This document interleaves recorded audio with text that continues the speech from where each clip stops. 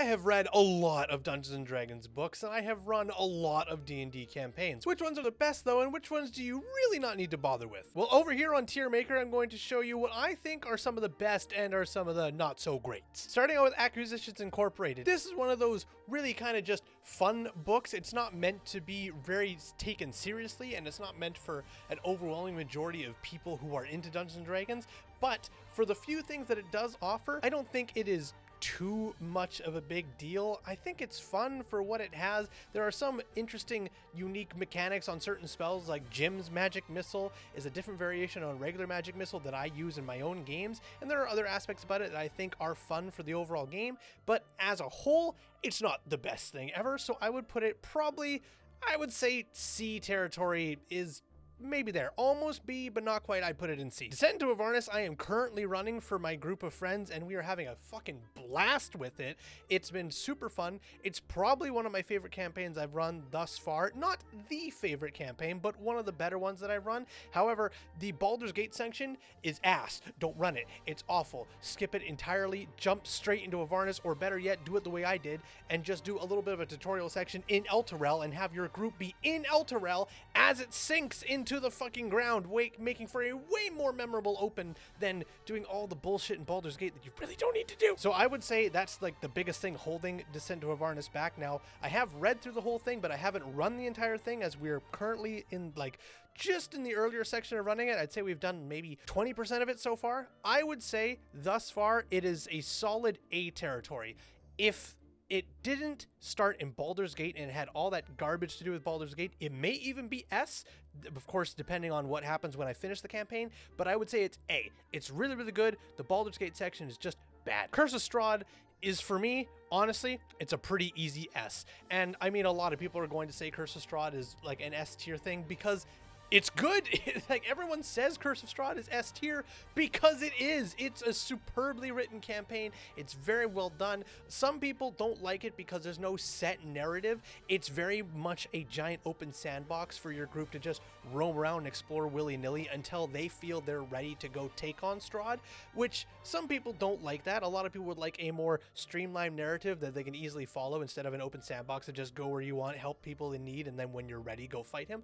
I enjoyed it. I had a fucking blast playing it. It's one of the few campaigns that I've completely finished front to back, and I think it deserves its S tier praise. It's not without faults, a little bit here and there, but those faults do not diminish it from an S tier. It's superb. The Dungeon Master Guide is honestly a solid A. It's one of the best books that I have in my collection, honestly. A lot of people will say that it's not super great for Dungeon Masters nowadays.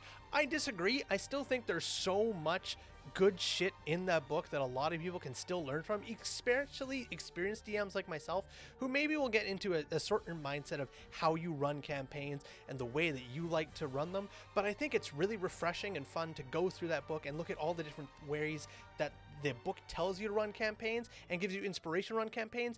It's a vast tomb of knowledge. Some of the things are a little thin in terms of what it offers, and some of the things are way over bloated that you will never ever use and it's never ever needed. It's cool that it's there, but honestly, way too much goes into certain aspects, and I feel like a lot more of those aspects could have gone into others. But nonetheless, I think it's still A tier. I think it still offers a lot of information, especially for brand new DMs, but even experienced ones. They can still get something out of it. Eberron the Last War is a unique book. I bought it simply because I liked the world building aspects, and as a forever DM, I enjoy books that tell me about how to world build and how different worlds operate and such, because then I can take that knowledge in for either my homebrews games that I'm running, or even just to expand on running pre-written games and just knowing a little bit more about how things work. A lot more people bought Eberron because of the Artificer class, which is of course understandable, and I like the Artificer class. I think it's an interesting class as well, but for me, the details in Eberron about its world is primarily why I bought it. And I think in terms of that, it's pretty close to A,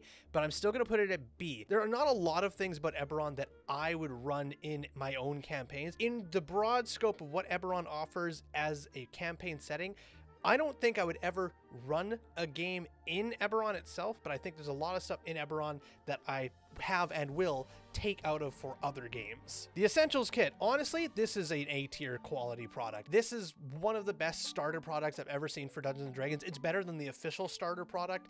It's so well done. It's so fun, especially for younger new players. I think would have the most fun with it.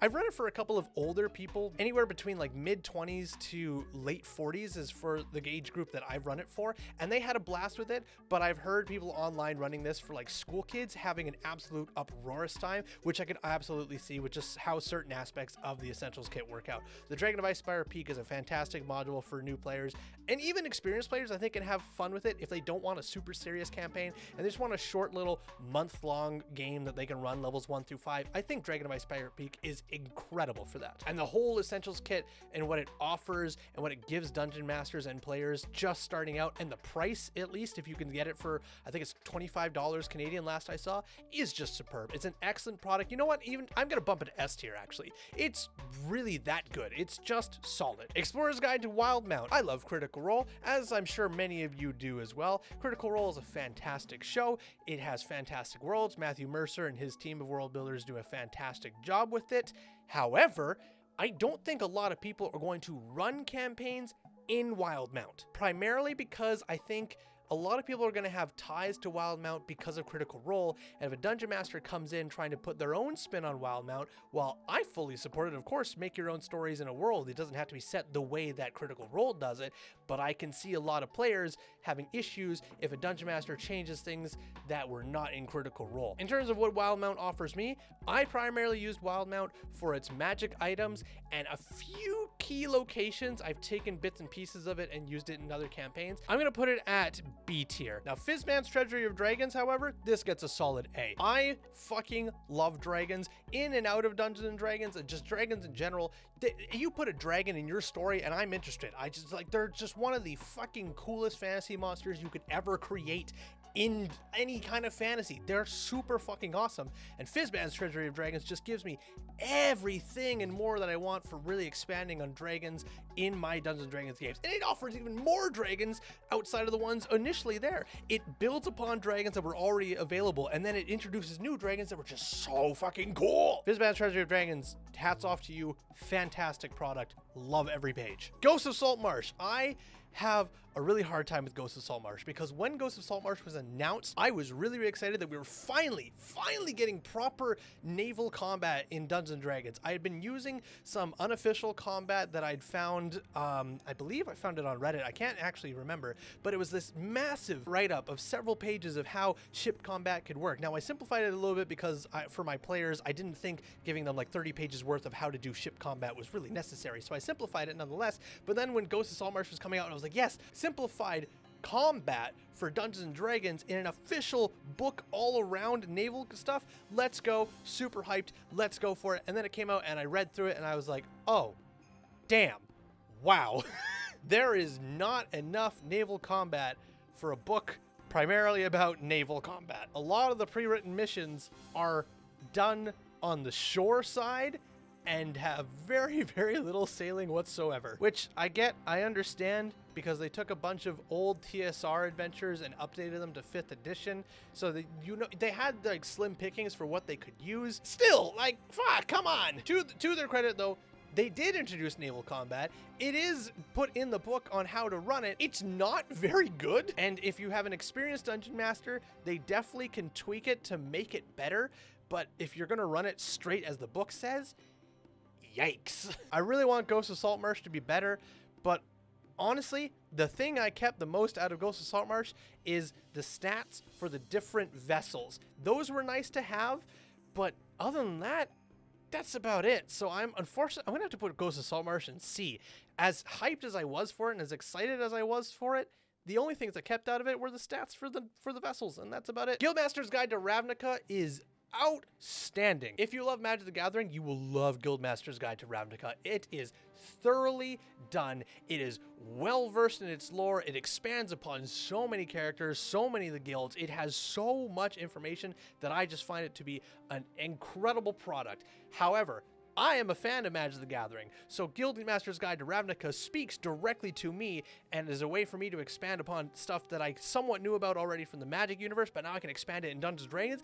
That's fantastic. However, if you are not a fan of Magic the Gathering, I think Guildmaster's Guide to Ravnica is going to be way too much for you. It almost falls into a similar track that Eberron does, where Eberron gives you a fully fleshed world that has so much detail that a lot of it can be overlooked because it's just that much. Some people will find it really, really awesome to have just every nook and cranny expanded upon, but if you already love Magic the Gathering, I think that's why you'll love Guildmaster's Guide to Ravnica. If you don't know anything about Magic the Gathering, you pick up Guildmaster's Guide to Ravnica, I think it's still worth it. I think there's a lot in there, but I think the influx of information it's going to give you, and if you're planning to run a campaign in there, it's going to be tough. But if you can do it, I think it could be done very, very well. I would put Guildmaster's Guide to Ravnica, for me, in a B tier. I've used some of it outside in other campaigns. I've never run a campaign or a one-shot or anything in Ravnica.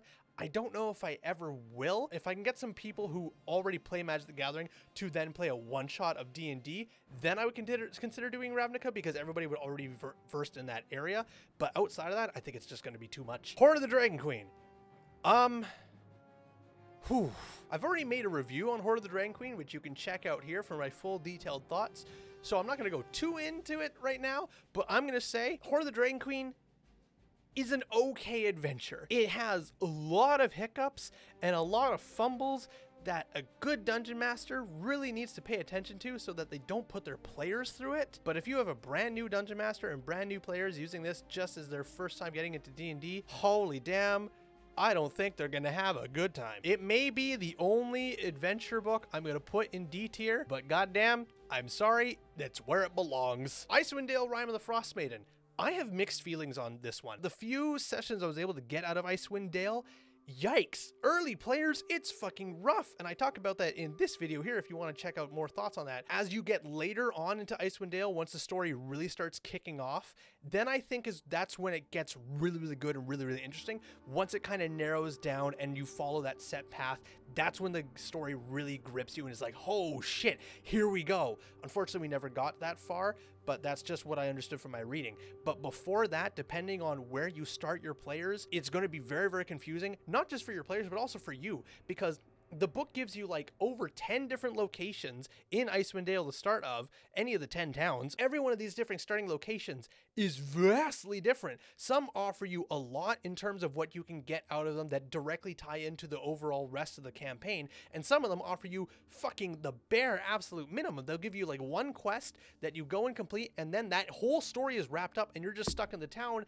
and the dungeon master has to be able to get you out of that town to continue the rest of the story, but that one mission didn't even tie you into that, so you're just fucking left to your own devices, and that's rough. It is something where a dungeon master could very easily just pick a town that they like, take a couple of the different missions from other towns, put them into that town, and then get them tied directly into the main quest so that everything just streamlines directly into it and it flows very nicely.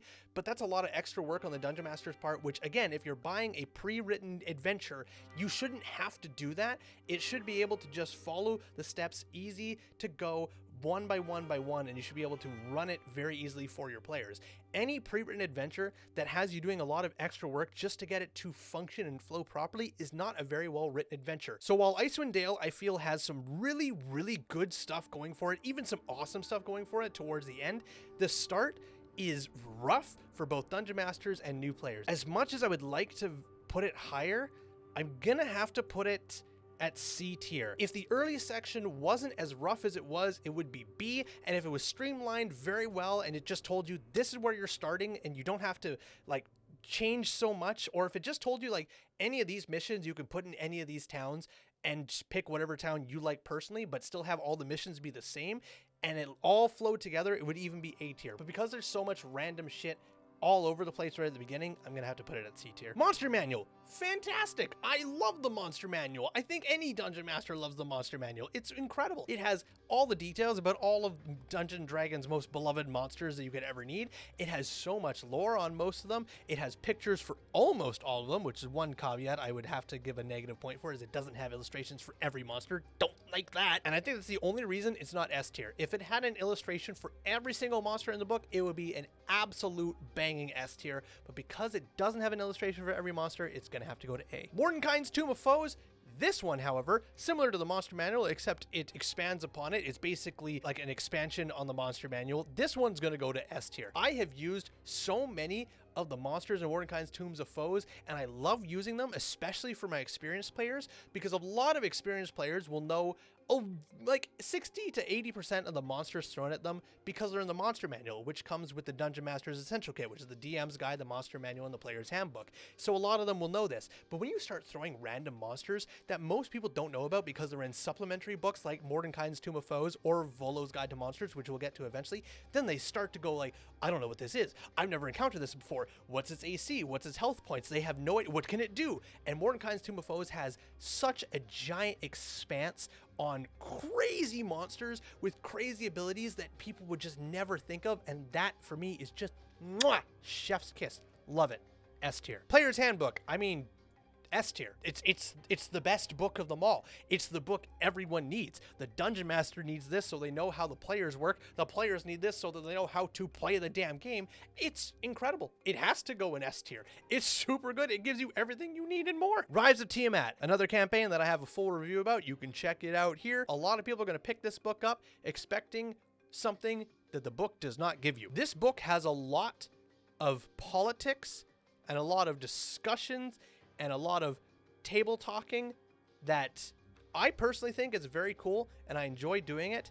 However, a lot of people are going to be given Rise of Tiamat thinking that it's a giant, massive war on Tiamat and swaths of dragons, and that's not really there. Of course, Tiamat is there, and you do fight Tiamat at the end, but everything before that, it's a lot more about politics and a little bit of going out and doing what is asked of you to slow down Tiamat's forces and then constantly reporting back to Waterdeep. And I think a lot of players are not going to like that because it's not the big bombastic adventure that a lot of players want. It's a lot of doing mini adventures and reporting back on it and doing politics with a bunch of different factions. I liked it. I think it was really interesting, but I know a lot of people would probably not enjoy that for an adventuring Dungeons & Dragons campaign, which is fair. So I would say Tiamat is also going to get B tier. There's a couple things directly in the book that if they were just rewritten slightly or expanded upon would make it A tier. I think a lot of other people would probably give Rise of Tiamat C tier because like the best thing about it is Tiamat, which is fair,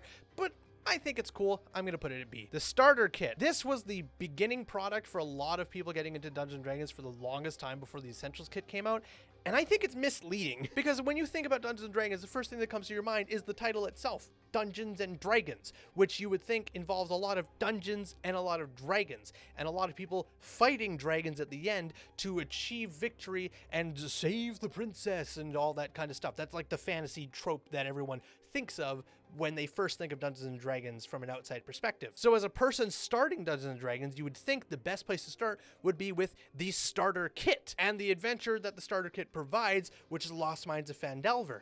And honestly, it's just okay. Lost Mines of Phandelver was my first adventure that I ever read, and I wouldn't say it's bad, but it's not fantastic. It gets you into Dungeons & Dragons. It does that, to be fair, but even the front cover, which shows a massive green dragon, and you would think, that's my enemy, that's who I'm going to fight at there, because most of other Dungeons & Dragons books, like many of the ones that you see here, they have the primary antagonist on the front cover. Curse of Strahd, there's Strahd. Descent to Avernus, there's Zariel. Rise of Tiamat, there's Tiamat. Icewind Dale, there's the Frost Maiden. But then when you get to the starter kit, there's a green dragon, but that's not your enemy. Your enemy is a drow, whose name I forget right now, but they're not on the cover because that doesn't have as much of a bombastic sight to brand new players as a giant green dragon does for Dungeons & Dragons. And that would honestly be my only caveats for a starter set, so I'm going to put it at B tier. I think it's a decent set. I wish that they didn't have the giant dragon on the front and they had the drow instead, because while you do meet the dragon, they're not the primary antagonist. So I would say if the starter set at least had the green dragon as the primary antagonist of the adventure, or they just change the front cover to have the drow instead, I would bump it up to A tier. But because of those things, I'm gonna leave it at B. Storm King's Thunder. This was my first ever big campaign that I have ever run, and I was really excited to run it. And wow, I would run it way differently now after these many years of D&D. Storm King's Thunder has an incredible story that I would love to either start again or finish. And I think the biggest problem with it is that the campaign starts off with a pretty streamlined narrative. You pick one of 3 locations. I would pick Icewind Dale if I was you. Until all of a sudden, the book opens up to the open world, and you can just go wherever the hell you want.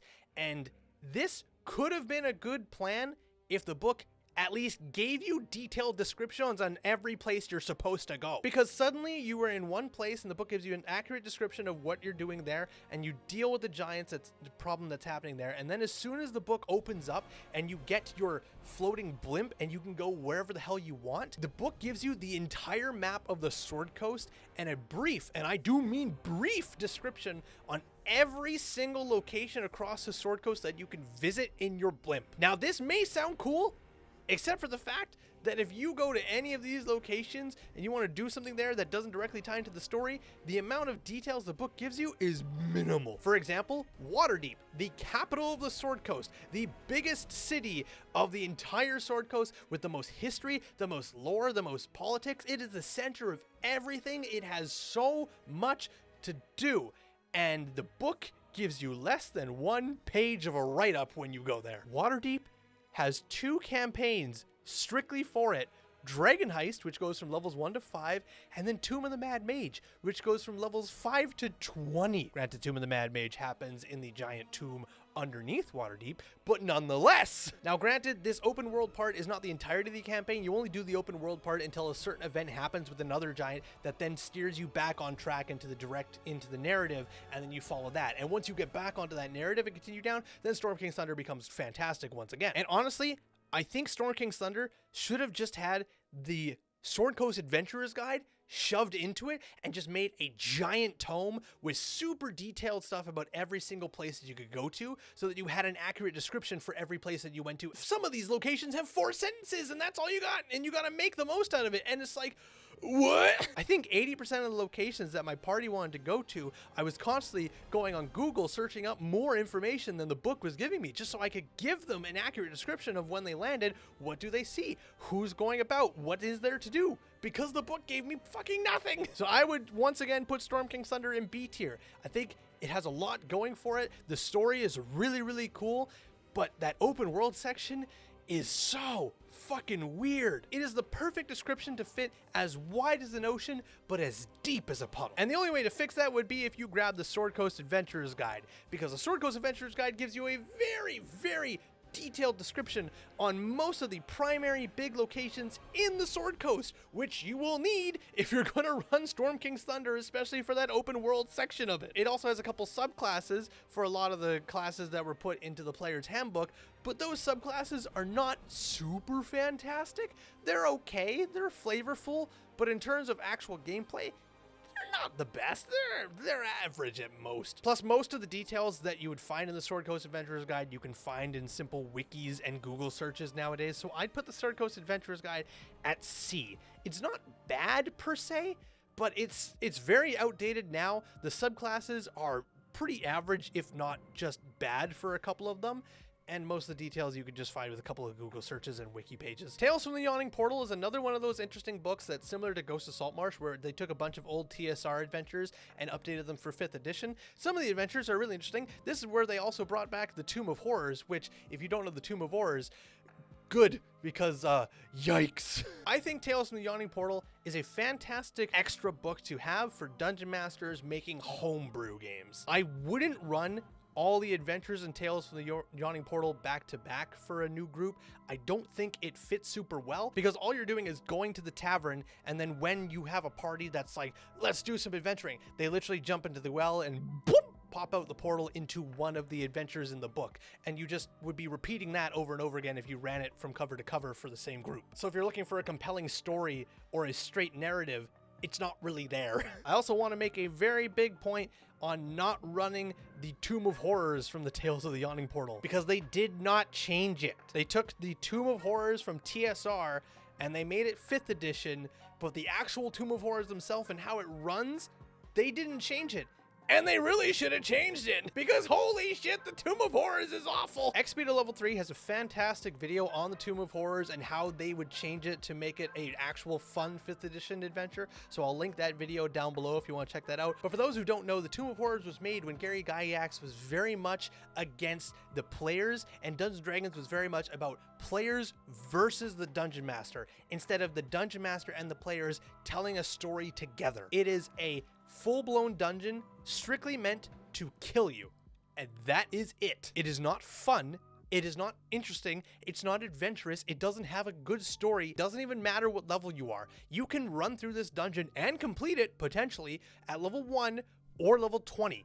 Doesn't matter your level. And some people will like the fact that they did not change that for 5th edition so that people can re-experience the Tomb of Horrors as it was meant to be, but with 5th edition stats. So Tales from the Yawning Portal, I'm going to put it at C tier. It's fantastic if you want to take some of the early adventures in it and put it in your own campaign. I think it's good for that, but I wouldn't run it as an actual standalone adventure. Tasha's Cauldron of Everything is almost as good as the Player's Handbook and the rest of the S tiers, but not quite, and I'm going to put it at A tier for that. It gives a lot of extra stuff to the players that they can use, a lot of extra spells, a lot of extra abilities, a lot of extra subclasses, and a lot of really, really cool stuff for people to use. However, I think it almost gives too much, if that's even possible, because a lot of players who will sit at my table will build characters and use different elements from the Player's Handbook or from Tasha's or from Xanathar's and just whatnot. But a lot of the times when something from Tasha's comes up, a lot of people go, oh my god, that's in Tasha's? I didn't know.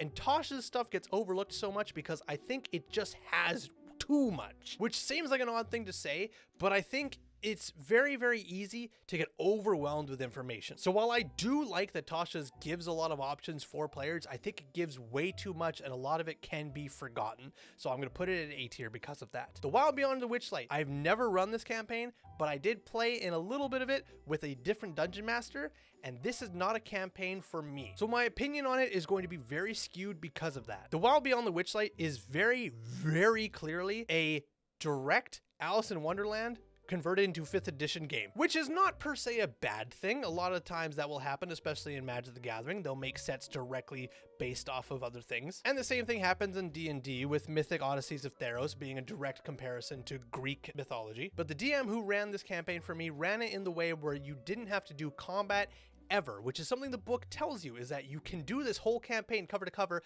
without once rolling for initiative and without once going into combat. I was kind of interested in that idea, but I like combat. I'm not a war gamer by any means, but I do enjoy breaking up D&D roleplay with combat. I think a good balance of both of them makes for a fun campaign, and a full campaign of nothing but roleplay with no combat was not the game for me. So I would personally put The Wild Beyond the Witchlight at C tier for me. The story was okay. I think the premise was interesting, but having it be no combat whatsoever throughout the entire thing was not for me. It may have been different for me if there was combat, but I can't say for certain. All right, last 5. Tomb of Annihilation. I haven't run this campaign, but I have read it, and oh, let me be very upfront with you right now. If you're a brand new Dungeon Master, or worse, a brand new player, do not play Tomb of Annihilation. It is fun, though. It has really interesting things about it that I think are fantastic, like dinosaur racing. Hello, who doesn't want to have that? But it is grueling for new players,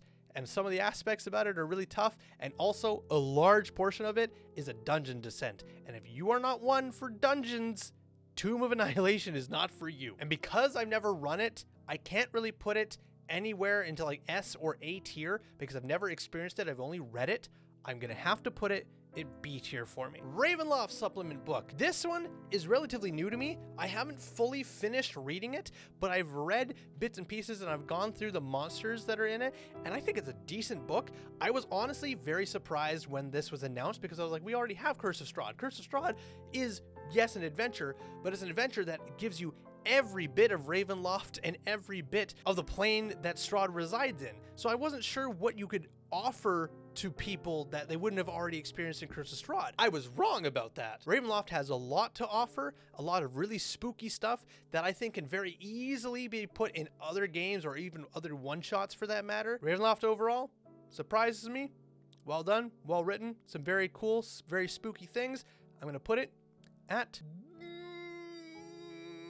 A tier. Volo's Guide to Monsters. Almost as good as Mordenkaisen's Tomb of Foes, but not quite. Me as a Dungeon Master, when I'm looking for new monsters to throw at my characters, I will more than often and not open up Mordenkaisen's Tomb of Foes because I think it has a way more diverse variety of monsters and options to throw at my players than Volo's does. So I'm gonna have to put Volo's at A tier because I do still love it and I do still tend to go to it from time to time, but I do find myself using Mordenkainen's far more often than Volo's. Waterdeep Dragon Heist. Now, I have not run this campaign, but I have read it. It's one of those campaigns that runs from levels 1 to 5, so you can start a lot of players in it and have a short, cohesive narrative for a lot of people starting to get into Dungeons & Dragons, and regardless what season you pick, I think it's excellent. The narrative is solid, the overall campaign is solid, the amount of details and lore the book gives you is really well done. It's very new DM friendly and very new player friendly, and I would honestly recommend it almost as much as the Essentials Kit for any new Dungeon Masters or new players looking to get into Dungeons & Dragons. So even though I haven't run it, I would still probably put it at S tier. I think it's a fantastic one, even regardless of what villain you pick and what season you go with. I think regardless, it's gonna be a fantastic time for you as a Dungeon Master and or you as a player. And lastly, Xanathar's Guide to Everything. Without question, another S tier product. This book gives you so much extra stuff for both players and Dungeon Masters, and every page of this is absolute quality. It doesn't overwhelm you with new information and new stuff to do like Tasha's does. It just gives you an extra little bit on every single aspect of the game for both players and Dungeon Masters, and those extra bits are all well crafted and just superb. So it absolutely deserves an S tier rank along with everything else on that list. And that's my Dungeons & Dragons campaign tier list. Now, by the time you're watching this video, if there's new books that have come out that are not on this tier list, I simply haven't gotten the chance to pick them up or read through them yet. But I hope you enjoyed this video, and if you did, be sure to leave a comment down below. What's your favorite D&D book that you've ever gotten the chance to either run or play or simply just read? Thank you so much for watching. If you want to see more content like this, be sure to subscribe down below, and I will see you guys all in the next video. Skål!